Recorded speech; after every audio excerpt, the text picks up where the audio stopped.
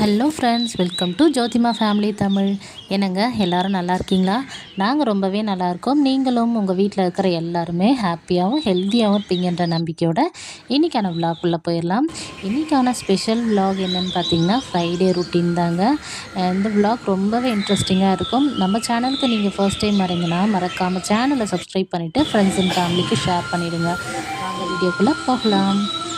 அது மட்டும் இல்லாமல் நம்ம வீட்டில் எப்போவுமே பாசிட்டிவிட்டியாக எப்படி வச்சுக்கிறது, பாசிட்டிவிட்டியாக வச்சுக்க நான் என்னெல்லாம் ஃபாலோ பண்ணுறேன், அது எனக்கு எந்த அளவுக்கு ஒர்க் அவுட் ஆகிருக்கு அப்படிங்கிறதையும் உங்கள் கூட ஷேர் பண்ணியிருக்கேன். வாங்க வீடியோக்குள்ளே போகலாம். காலையில் ஒரு 4:45 போல் தாங்க எந்திரிச்சினேன். இன்றைக்கி கொஞ்சம் லேட்டு தான். அது மட்டும் இல்லாமல் காலையில் பனி கொஞ்சம் அதிகமாக பெய்யறதுனால நம்மளால் சீக்கிரமாக எந்திரிக்கவே முடியல. ஃப்ரைடேனா லாஸ்ட் ஒர்க்கிங் டே இல்லையா? அதுக்கப்புறம் சனிக்கிழமை, ஞாயிற்றுக்கிழமை 2 நாள் லீவ் வருது. ஒரு ஃபஸ்ட்டு டேனால் நம்மளுக்கு கொஞ்சம், அதாவது மண்டேனா ரொம்ப நல்லா இருக்குங்க.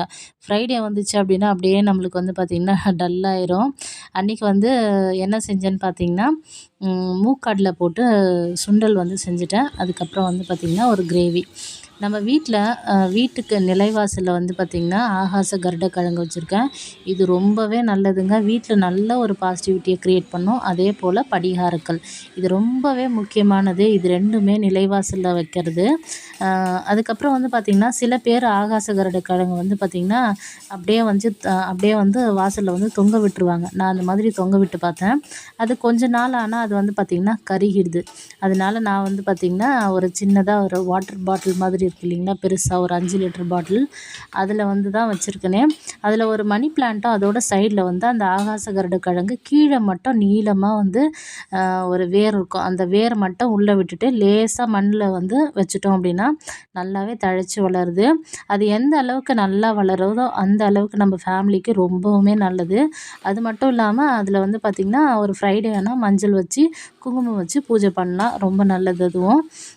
நம்ம வீட்டில் இருக்கக்கூடிய அந்த நெகட்டிவிட்டி எல்லாத்தையுமே வீட்டுக்கு வெளியவே வச்சுட்டு வீட்டுக்குள்ளே நிலைவாசலுக்குள்ளே ஃபுல் அண்ட் ஃபுல் நமக்கு பார்த்திங்கன்னா அந்த பாசிட்டிவான எனர்ஜி மட்டுமே உள்ளே அலோவ் பண்ணுங்க.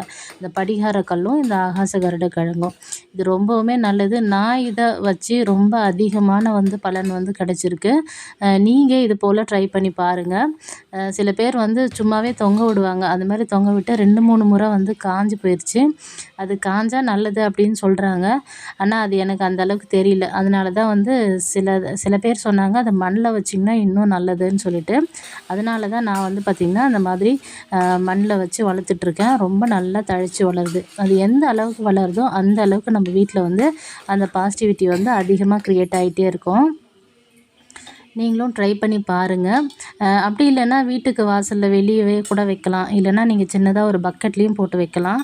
அந்த மாதிரி ஏதோ ஒரு வழியில் கண்டிப்பாக ஆகாச கருடக்கிழங்க வச்சு பாருங்கள். நீங்கள் வச்சு ஒரு 1 மந்த்லேயே உங்களுக்கு அதுக்குண்டான அந்த சேஞ்சஸ் கண்டிப்பாக தெரியும். முன்னாடி நம்ம வீட்டில் எப்படி இருந்தது, இப்போ நம்ம எந்த அளவுக்கு பார்த்திங்கன்னா மாறியிருக்கோம் அப்படின்னு சொல்லிட்டு அந்த சலசலப்பெல்லாம் வீட்டில் இல்லாமல் நல்ல ஒரு மன நிறைவாக இருக்கிறதுக்கான ஒரு நல்ல ஒரு பலன் கண்டிப்பாக கொடுக்குதுங்க. எனக்கு கொடுத்துருக்கு. நான் தக்காளி சட்னி தான் பண்ணிகிட்ருக்கேன். எங்கள் ஊரில் நாங்கள் தக்காளி சட்னின்னு சொல்லுவோம். சில பேர் தக்காளி பஜ்ஜின்னு சொல்லுவாங்க. இதில் மூக்கடலை வேக வச்சுருந்தோம் இல்லைங்களா, அந்த தண்ணியை நம்ம தக்காளி சட்னியில் ஊற்றி நல்லா கொதிக்க விட்டுட்டேங்க. ரொம்பவே நல்லா இருந்தது. அந்த தக்காளி சட்னி நல்ல மணமாக இருக்கிறதுக்காக வெந்தய பொடியை நல்லா வறுத்துட்டு அதை பொடி பண்ணி வச்சுருக்கேன். அது 1 ஸ்பூன் சேர்த்துக்கிட்டோம் அப்படின்னா ரொம்பவே நல்ல ஒரு ஸ்மெல்லாகவும் இருக்கும். நல்லா சாப்பிட்றதுக்கு ரொம்ப டேஸ்டியாக இருக்கும். அதுவும் ட்ரை பண்ணி பாருங்கள். எல்லா வேலையும் முடிஞ்சுது. அதுக்கப்புறம் நான் பாத்திரம்லாம் கழுவ ஆரம்பிச்சிட்டேன். கடகடன்னு இந்த டப்பில் ஃபுல்லாக கழுவி எடுத்துகிட்டு போயிட்டு வெளியே வச்சுட்டு சிங்கை ஃபுல்லாக தேய்ச்சி க்ளீன் பண்ணிட்டோன்னா ஈஸியாக வேலை முடிஞ்சிடும். காலையில் வேலை செய்கிறது ரொம்ப கஷ்டம்லாம் கிடையாது. வீட்டில் இருக்கிறவங்க எல்லாருமே ஷேர் பண்ணி நம்ம வேலை பண்ணோம் அப்படின்னா சீக்கிரமாகவே வேலையெல்லாம் முடிச்சிடலாம். எனக்கு அப்புக்குட்டி அம்முக்குட்டி ஓரளவுக்கு ஹெல்ப் பண்ணுவாங்க. பாப்பா கொஞ்ச நேரம் படிச்சுட்டு இருந்தா. நான் குழம்பெல்லாம் செஞ்சு முடிச்சுட்டேன். தக்காளி சட்னி வச்சுட்டு சுண்டலெல்லாம் ரெடி பண்ணிட்டேன். சுண்டலுக்கு இஞ்சி, ஒரு 2 பல்லு இஞ்சி, அதோட பச்சை மிளகாய், கொஞ்சமாக கருவேப்பிலை, இதெல்லாம் நல்லா மிக்சியில் போட்டு பல்ஸ் மோடில் போட்டு எடுத்துக்கிட்டு கொஞ்சமாக எண்ணெய் விட்டுட்டு கடுகு போட்டு இதை போட்டு நல்லா எண்ணெயில் வதக்கிட்டு அதுக்கப்புறம் நம்ம அந்த கருப்பு மூக்கடலையை போட்டு நம்ம நல்லா எடுத்துட்டோம் அப்படின்னா நமக்கு அந்த நல்லா வந்து ஸ்பைஸியாக இருக்கும், காரமாக இருக்கும். அதே போல் வந்து சாப்பிட்றதுக்கும் ரொம்ப டேஸ்டியாக இருக்குங்க. அதில் ஒரு கைப்பிடி அளவு புதினாவும் சேர்த்துக்கலாம். அப்போவும் ரொம்பவே நல்லாயிருக்கும். இன்றைக்கி ஃப்ரைடேங்கிறதுனால பூஜை பண்ணுறதுக்காக நான் வந்து மூக்கடலை வந்து வேக வச்சுருந்தேன். சாமிக்கு வந்து நெய்வேத்தியமாக வைக்கிறதுக்காக. ரொம்ப சிம்பிளான டிஷ் தான். இன்றைக்கி வந்து சாதமே வடிக்கலைங்க. அப்புக்குட்டிக்கு வந்து சாதம் வேணான்னு சொல்லிட்டான். அதனால் எல்லாருமே இன்றைக்கி டிஃபன் தான். டிஃபனும் தக்காளி சட்னியும் தான். காலையிலையும் டிஃபன் சாப்பிட்டுட்டு போயிட்டாங்க. மதியத்துக்கும் அதே தான். நைட்டுக்கு வந்து ஏதாச்சும் வந்து தக்காளி ரைஸ் மாதிரி ஏதாச்சும் ஒன் பாட் ரைஸ் வந்து பண்ணிடுவேன். உங்ககிட்ட பேசிக்கிட்டே ஃபுல்லாக வந்து க்ளீன் பண்ணிவிட்டு சிங்க்கெல்லாம் வந்து நல்லா வந்து க்ளீன் பண்ணிட்டேன். இது வந்து ஸ்டீல் ஸ்க்ரப்பர் வச்சு நல்லா தேய்ச்சிட்டோம் அப்படின்னா ஒரு பாத்திரம் மாதிரியே நம்ம சிங்க்கும் வந்து நல்லாயிருக்கும். அப்போ தான் வந்து கொஞ்சம் க்ளீனாகவும் இருக்கும். லாஸ்ட்டாக வந்து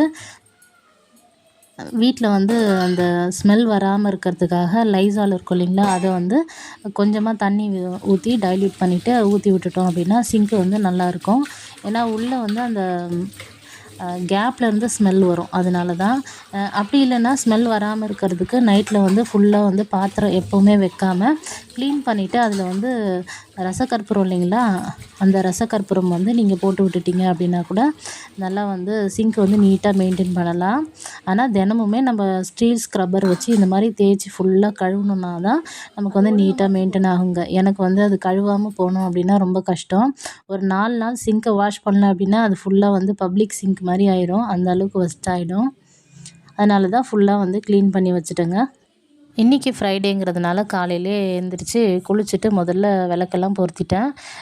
நான் எப்போவுமே வந்து ஃப்ரைடே வந்து வீடெல்லாம் துடைக்க மாட்டேங்க. வியாழக்கிழமையே வீடு ஃபுல்லாக மாப் பண்ணிவிட்டு பூஜை பாத்திரம்லாம் க்ளீன் பண்ணி வச்சுட்டேன். சில நேரங்களில் வந்து டைம் இருந்தால் நைட்டே வந்து வெளியே வாசலும் பெருக்கிடுவேன். இல்லைன்னா வந்து காலையிலையும் வந்து பெருக்கி விடுவேன். இன்றைக்கி வந்து காலையில் தான் ஃபுல்லாக வாசலெல்லாம் பெருக்கிட்டு கோலம் போட்டுட்டேன்.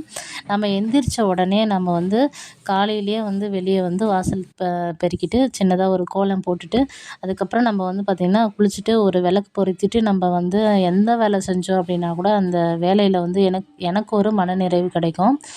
உங்களுக்கும் அதே மாதிரி ட்ரை பண்ணி பாருங்கள்.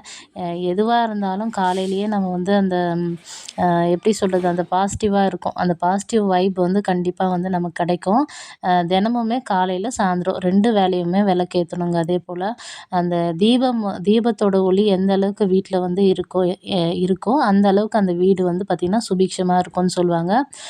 நான் வந்து காலையில் சாயந்தரம் கண்டிப்பாக வந்து விளக்கு பொருத்திடுவேன். சாமிக்கு வந்து சுண்டல் வச்சுட்டு இன்றைக்கி வந்து நெய்வேத்தியம் வந்து அதுதான் வச்சேனே.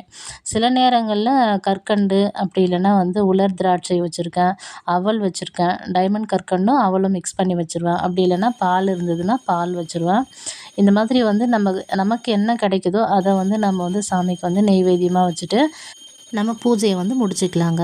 அதே போல் காலையில் எந்திரிச்ச உடனே எப்படி நம்ம வந்து நல்ல மைண்ட் வந்து ரிலாக்ஸாக இருக்கிறது அப்படின்னு பார்த்திங்கன்னா, எப்போவுமே காலையில் எஃப்எம் போட்டு விட்டுருவேன் நான். நீங்களும் ட்ரை பண்ணி பாருங்கள். நம்ம எப்போவுமே வந்து ஏதாச்சும் யோசனையில் வேலை செஞ்சோம் அப்படின்னா டென்ஷன் ஆகிடும். அதே எஃப்எம் போட்டு விட்டோம் அப்படின்னா நம்ம அந்த பாட்டை கேட்டுக்கிட்டே ஏதோ விஷயம் சொல்லுவாங்க இல்லையா, அன்றைக்கி அந்த நியூஸ் எல்லாம் சொல்லுவாங்க இல்லையா, அதெல்லாம் நம்ம கேட்டுக்கிட்டே வேலை செய்கிறப்ப நமக்கு வந்து அந்த அலுப்பும் தெரியாது. அதே போல் வேலையும் சீக்கிரமாக ஆகும், டென்ஷனும் இல்லாமல் இருக்கும். உங்களுக்கு எஃப்எம் கேட்குற பழக்கம் இருக்கான்னு சொல்லிட்டு கமெண்ட் பாக்ஸில் கமெண்ட் பண்ணுங்கள். எல்லா வேலையும் முடிச்சுட்டு குழந்தைங்களாம் ஸ்கூலுக்கு கிளம்பிட்டாங்க, நானும் கிளம்பிட்டேன். ஒரு 8:20 இருக்கும்னு நான் நினைக்கிறேங்க கிளம்புறப்ப. இவர் பாருங்கள் காலையிலேயே இவருக்கு வந்து பால் ஊற்றியாச்சு. நல்லா வந்து குடிச்சிட்டு சோஃபா மேலே தூங்குற மாதிரி சீட்டு மேலே தூங்கிட்டுருக்கான். கீழே வந்து வாசல் பெருக்கு வரும் இல்லைங்களா, அப்போவே வெளியே வந்து கதவை திறந்தோன்னா இவர் முகத்தில் தான் முழிக்கணுமே. அப்படி வந்து வெளியே காவல்காரன் சூப்பராக வந்து வேலை பண்ணிக்கிட்டு இருப்பார். கிட்டத்தட்ட ஒரு 8 பெருச்சாளிக்கு மேலே போட்டு தள்ளிட்டாருங்க. அந்த அளவுக்கு வீட்டுக்கு பந்தோபஸ்தாக இருக்கார் இவர். சேலரியே இல்லாமல் நம்ம வீட்டு காவல்காரனே சொல்லாமே. அந்த அளவுக்கு சூப்பராக வந்து வேலை செய்வான். க்யூட்டாக இருப்பான்பா, ரொம்ப சூப்பரானவன். இந்த மாதிரி பெட்ஸ் எல்லாம் பார்க்குறப்ப நம்ம தன்னையே மறந்து ரொம்பவே ரிலாக்ஸ் ஆயிடுவோங்க. இந்த வீடியோ இதோட முடியுது. நம்ம வீடியோக்கு ஃபர்ஸ்ட் டைம் வரீங்கன்னா மறக்காமல் சேனலை சப்ஸ்கிரைப் பண்ணிவிட்டு ஃப்ரெண்ட்ஸ் அண்ட் ஃபேமிலிக்கு ஷேர் பண்ணிவிடுங்க. வீடியோ எப்படி இருந்ததுன்னு சொல்லிட்டு மறக்காமல் கமெண்ட் பாக்ஸில் கமெண்ட் பண்ணுங்கள். நாளைக்கு இன்னொரு இன்ட்ரெஸ்டிங்கான வீடியோவில் பார்க்கலாம். தேங்க்ஸ் ஃபார் வாட்சிங். பாய்.